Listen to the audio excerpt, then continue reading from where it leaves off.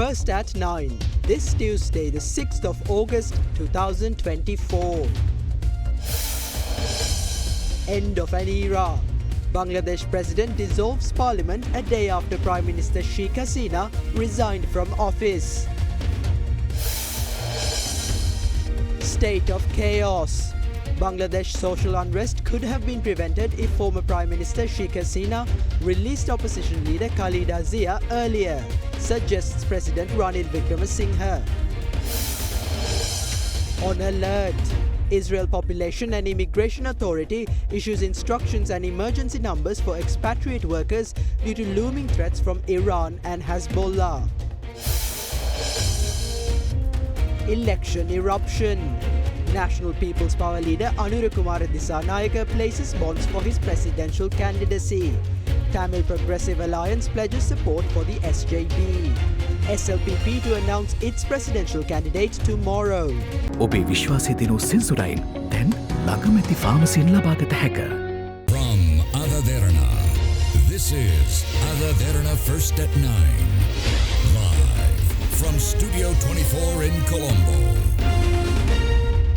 Good evening and welcome to tonight's edition of Derana First at 9. I'm Tarindu Mahendra, joining you live with the latest in Sri Lanka and from around the world. Now, in your top story this evening, Bangladesh's parliament was dissolved today by its president Mohammad Shahabuddin a day after Prime Minister Sheikh Hasina resigned and left the country following violent protests demanding her ouster.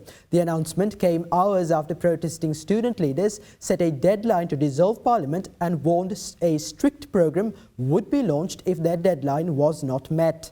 Bangladesh student protest coordinators have called for the formation of a new interim government with Nobel Peace Prize laureate Muhammad Yunus as its chief advisor, saying they would not accept any army-supported or army-led government. Sheikh Hasina, the longest-serving Prime Minister in Bangladesh's history, resigned and fled the country yesterday, bringing a tumultuous end to a 15-year rule as an extraordinary wave of protest succeeded in toppling her government. Her ouster came after weeks of relentless protests and clashes with security forces that have killed nearly 300 people since mid-July.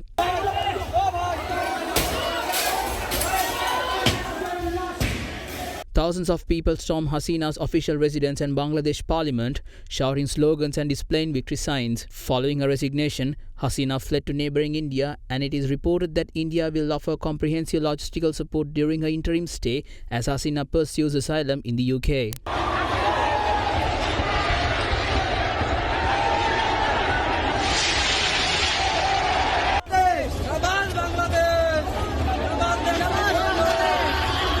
Commenting on the matter, Indian External Affairs Minister Dr. S. Jaishankar, during an all-party meeting, said Sheikh Hasina was in a state of shock and the Indian government was giving her time to recover. Son and former official advisor of Bangladesh's ousted Prime Minister Sheikh Hasina, Sajib Wazid Joy, said in an interview that she will not enter politics again. She's in good spirits, but she's very disappointed.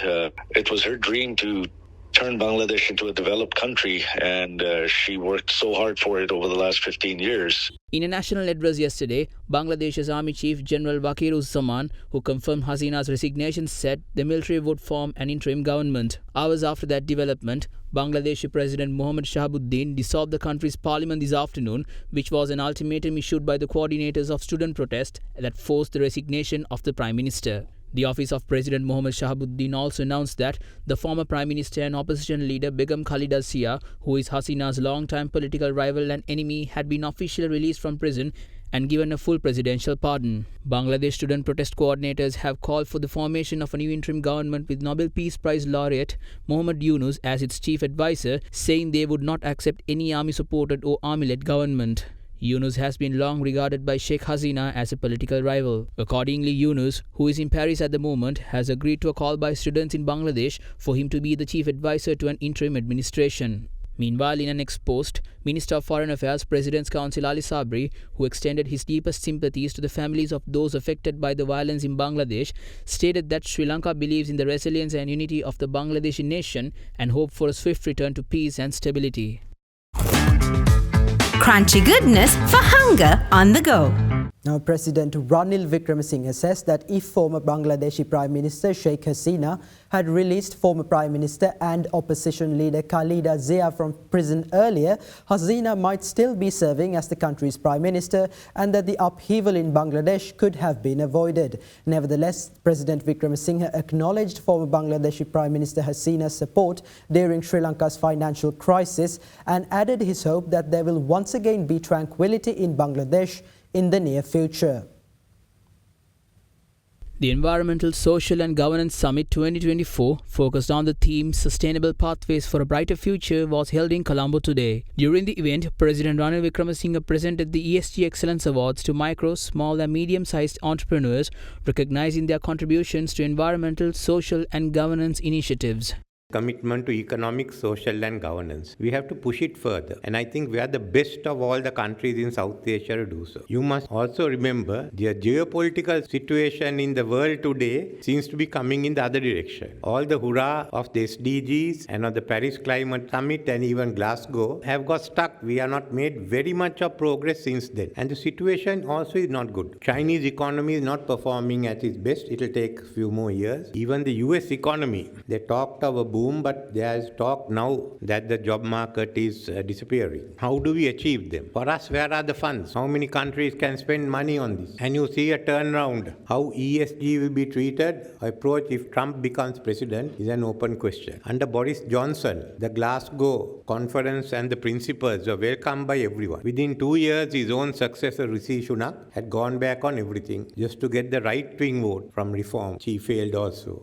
Today you have a new government in UK who seem to want to turn it back, but remember, UK no longer has the money. But where are the monies that are there? In the meantime, US alone has spent more money on Ukraine and Israel. Then take what Europe is now giving on this. And we don't know how much Russia has spent. The Middle East situation is such. Iran seems to be wanting to retaliate. To retaliate is going to be bad for everyone, including Sri Lanka. I have just got a paper on the repercussions. I don't think anyone would like to read it. Just think of the countries that are worse off than us. Think of a country like Bangladesh, which is in turmoil, while Sheikh Hasina has left. I still remember her because she gave us $200 million when we were really in need of money. So I think it's only fair to say some good word about a person who's really down at the moment. I also welcome the fact that Khalida Zia had been released from jail. If Sheikh Hasina had done it long ago, she would have still been Prime Minister. I have no doubt there's tranquility. We should not panic. In the short term, there'll all be some problems, but then remember we had the same thing in Sri Lanka. We are the largest investors. We are providing jobs in that country. Horizon Campus 2024 Intake 2. Register now. The Cabinet of Ministers has approved measures to address anomalies in government service pensions. Additionally, the ministers have also authorised an increase in the annual interest rates on fixed deposits for senior citizens aged 60 and above. And with that, let's now review some other Cabinet decisions made during the week. During the meeting of the Cabinet of Ministers, it was noted that government employees who retired between January 2016 and January 2020 faced salary anomalies due to various policy changes. To address this, a decision was made to rectify these anomalies by increasing the pensions of approximately 83,000 retired officials. The approved revision allows for an increase of up to 2,500 rupees in their pension based on the total salary outlined in Schedule Number 1 of the Public Administration Circular. To enhance the performance and efficiency of the public sector, the government has decided to integrate the technology systems of public corporations and statutory boards. This will include the mandatory use of the National Identity Card for identifying Sri Lankan citizens over 15 years of age and the passport number of foreigners.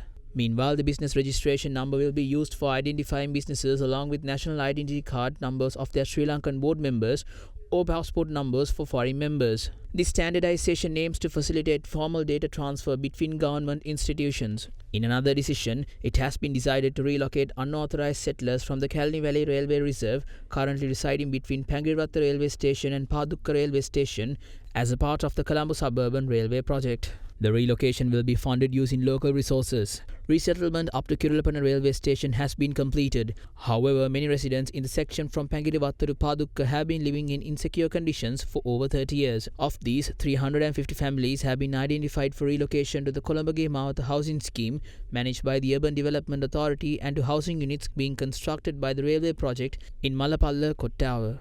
Additionally, it was observed that many senior citizens have withdrawn their fixed deposits following a decline in interest rates to 8.5%. To address this issue, it has been decided to offer an annual interest rate of 10% on fixed deposits up to 1 million rupees for senior citizens aged 60 and above for a period of 2 years. The National People's Power placed bonds with the Election Commission today on behalf of party leader Anurukumara Dissanayake for his candidacy in the 2024 presidential election. With the addition of the NPP leader, the total number of candidates who have placed bonds to contest this year's election has increased to 18.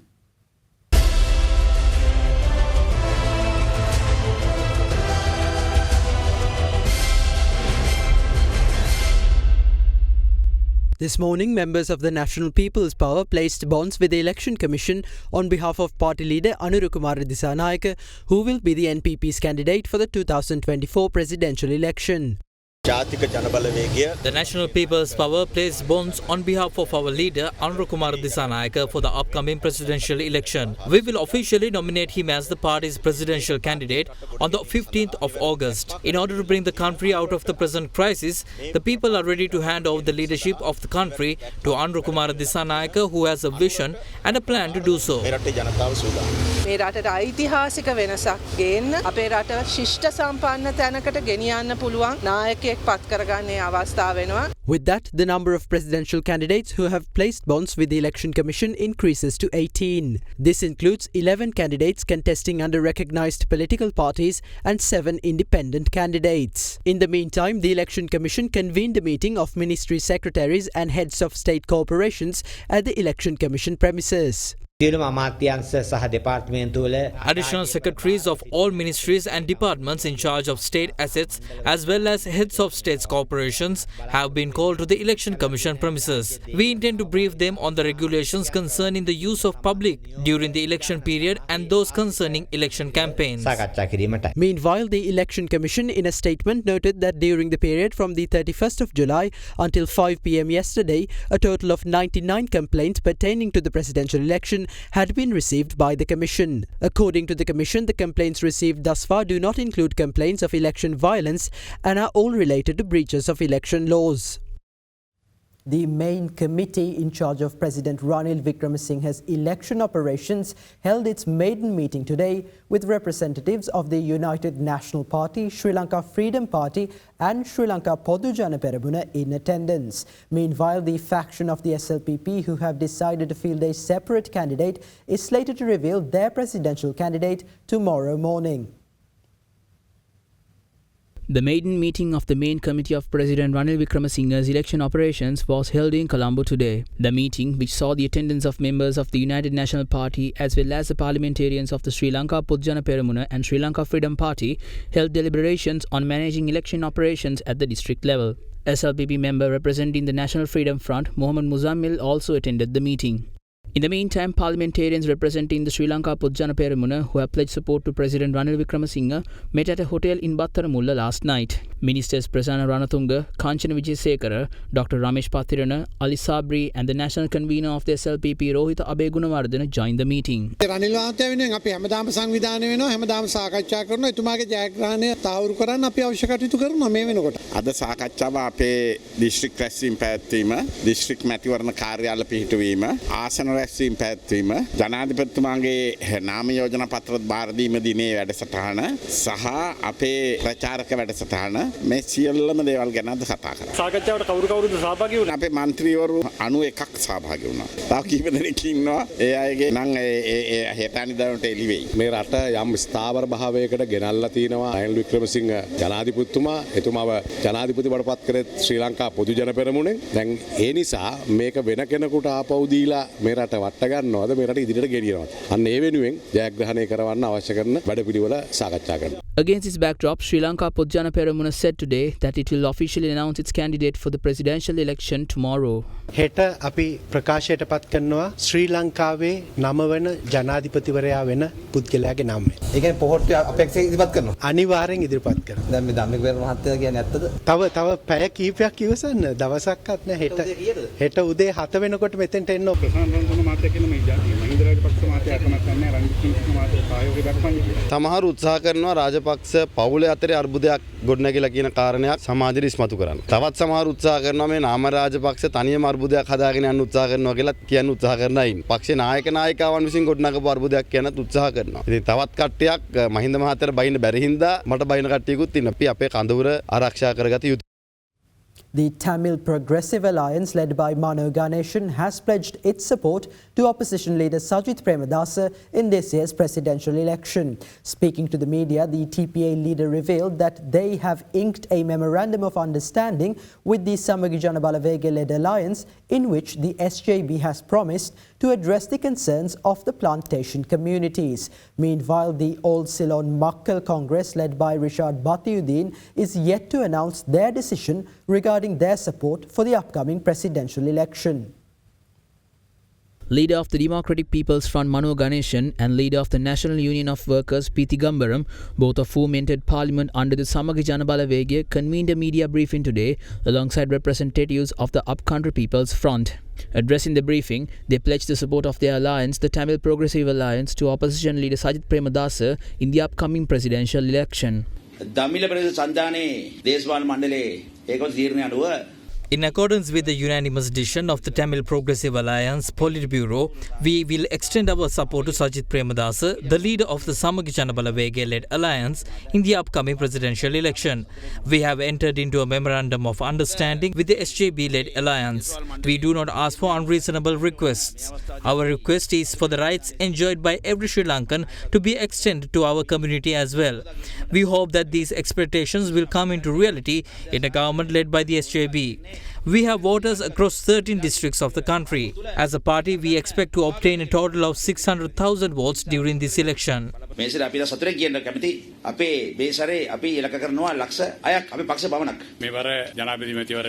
have decided to extend our complete support to Sajith Premadasa in this year's election.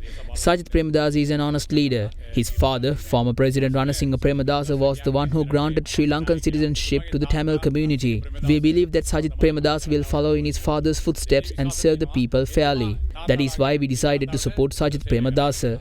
We have communicated to him our concerns regarding several issues concerning land ownership and wages of the estate workers. Sajith Premadasa will definitely become the country's president following the presidential election on the 21st of September.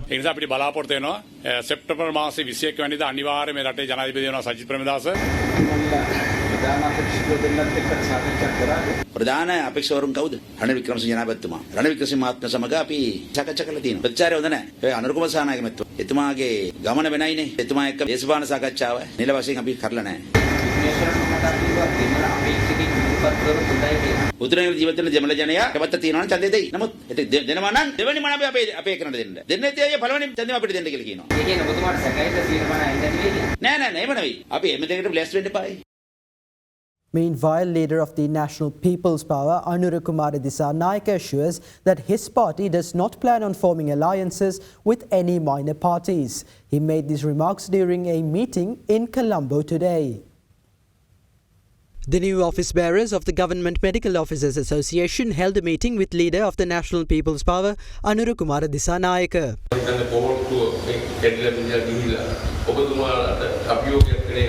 රජබේ හිටපු සභාපති පොන්සේකා එළියට දාලා The SJB removed its party chairman Field Marshal Sarath Fonseca and accepted GL Pires, who was the previous chairman of the SLPP. How can that be a challenge to us? They have also accepted people such as Nala Godeheva, who have been subjected to many accusations. Will that pose a challenge to us? Mahindananda Alutgamage, who was waiting for Ranil Wickramasinghe to be imprisoned, is supporting Wickramasinghe now. People like Rohit Abe Gunawardena, who were previously against the president, have now joined him. How can these be a challenge to our party?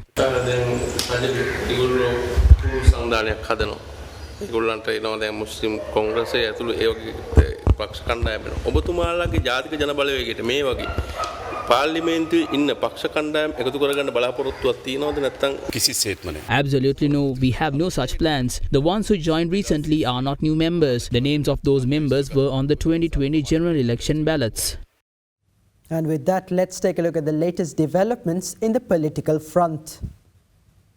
When the country was in trouble, it was incumbent President Ranil Wickremesinghe who took over the responsibility when others refused to accept it. Since he managed to fulfill the responsibility by taking the country out of bankruptcy, we will support him to secure power for the next 5 years. The person who takes on the country's responsibility when it has collapsed is a true leader. It was said in the media that Ranil Wickremesinghe was unable to secure 51% of the votes. Sri Lankans are ready to make the president victorious not by 51% but by 60% of the votes. Those who were loyal to Mahinda Rajapaksa back then are now with Ranil Wickremesinghe. There will be a change in this country after the 21st of September. That change is under the presidency of Sajith Premadasa. Those who believe that the IMF is the only way forward, including Sajith Premadasa, the SLPP, President Ranil Wickremesinghe and the National People's Power, lack a program to strengthen the national economy. It is only we who possess a framework that can strengthen the national economy. පිරිසිදු නායකයෙක් සහ කණ්ඩායම ඉන්නේ අපේ කියන එක ජනතාව මේ වෙනකොට තේරුම් අරන් 145කට වැඩි ප්‍රමාණයක් අපිට ලැබිලා තියෙන දත්ත අනුව ඉදිරියෙන් ඉන්නවා කියන එක මේ වෙනකොට අපිට පැහැදිලිව අවබෝධලා තියෙනවා. ඒෙහිදී පැහැදිලි ජයග්‍රහණයක් කරා අපිට යන්න පුළුවන් අවස්ථාව ලැබෙනවා. ආන්නේ නිසා දැන් අපි මේ රටේ ජනතාවට ඉල්ලීම් කරමින් තිබෙනවා. ජාතික ජන බලවේගයේ බෙහෙත් වට්ටෝරුවක් තියෙනවා. අපි සූදානම් මේ රටට ප්‍රතිකාර කරන්න අපේ බෙහෙත් ටිකක් බීලා බලමු කියලා තමයි ආරාධන. For more of the latest, join us on the other side of this commercial break.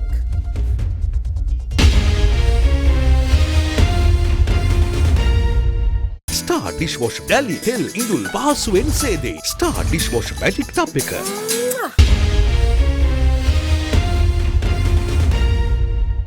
Welcome back. Now, taking the possibility of attacks by Iran and the Hezbollah militant group against Israel into account, the country's Population and Immigration Authority has issued instructions to be adhered to and telephone numbers that can be contacted in case of emergency to foreign employees, including Sri Lankans. Further, the Sri Lankan embassy in Tel Aviv urged Sri Lankan citizens in Israel to contact them in case of emergency.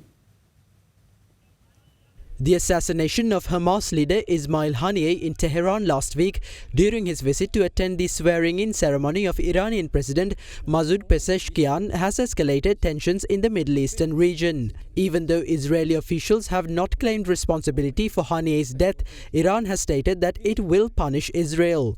The assassination of Ismail Haniyeh came hours after Israel killed Lebanese militant group Hezbollah senior commander Fouad Shukr in Beirut. Further, Hezbollah leader Hassan Nasrallah vowed that the group would retaliate against Israel. During the past few days, dozens of rockets were fired at Israel by the Lebanese militant group.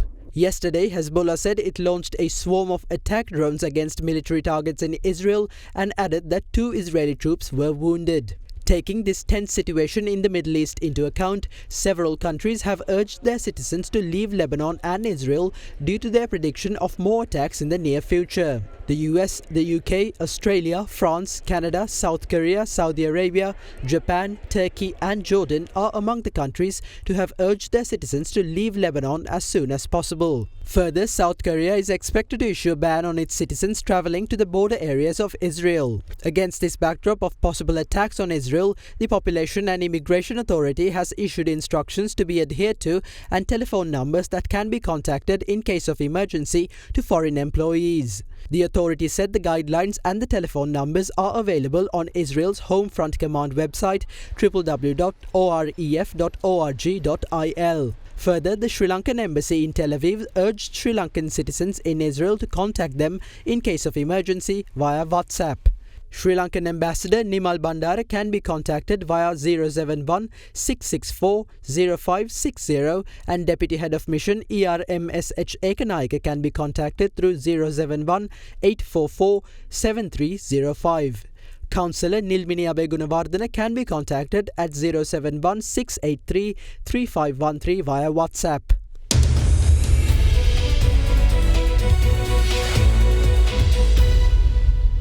Now, in your business news, Sri Lanka has signed an agreement with the Asian Development Bank to borrow $100 million budget support loan linked to the power sector policy reforms.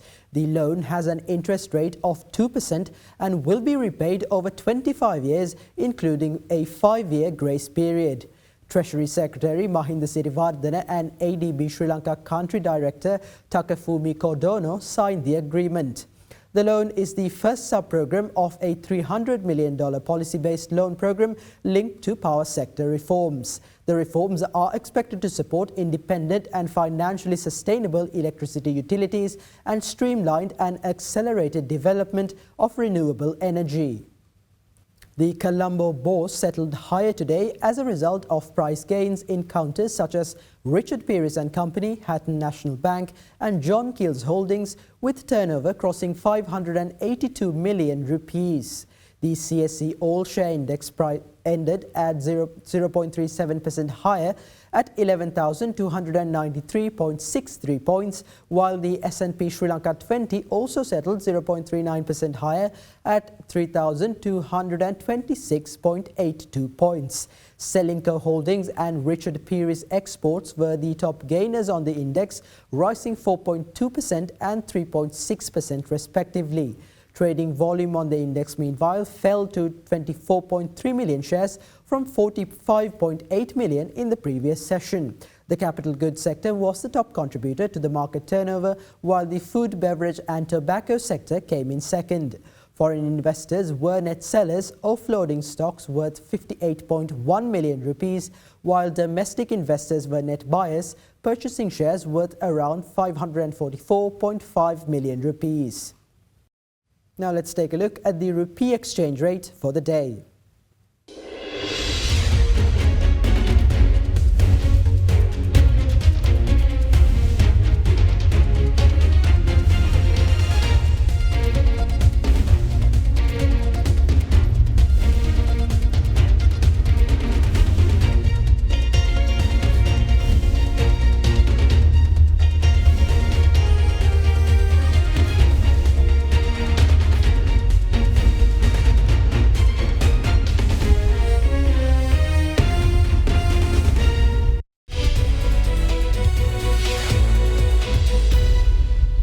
Welcome back. Let's take a look at some corporate news in brief.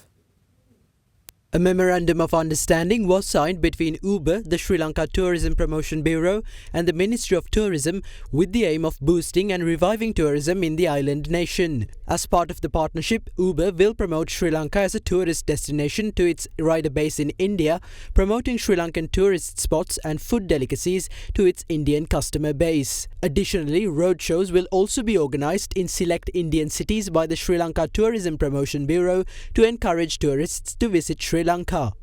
Meanwhile, Sri Lanka's Browns Investments announced the completion of the acquisition of Lipton tea companies in Kenya and Rwanda from their UK and Netherlands-based parents. The Sri Lanka-based company stated that this acquisition was executed through their subsidiary B Commodities MEFZE Incorporated in the United Arab Emirates. Browns Investments bought 100% of Rwanda-based Lipton Teas and Infusions Rwanda plc and 98.94% of Kenya-based Lipton Teas and Infusions Kenya plc, and is also expected to buy 100% of Tanzania-based Lipton Teas and Infusions Tanzania plc. The Securities and Exchange Commission of Sri Lanka, in collaboration with the Colombo Stock Exchange, held an investor forum in Matara recently. The forum was aimed at raising awareness on investor protection and the importance of investor education regarding the investment opportunities available in the stock market. During the forum, the participants were given the opportunity to meet investment advisors from stock brokerage firms and representatives of unit trust management companies.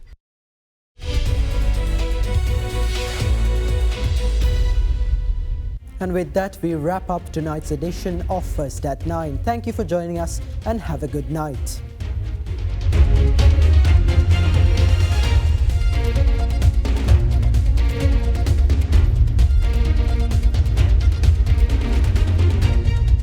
For news and information you can trust 24 hours a day, visit adaderana.lk.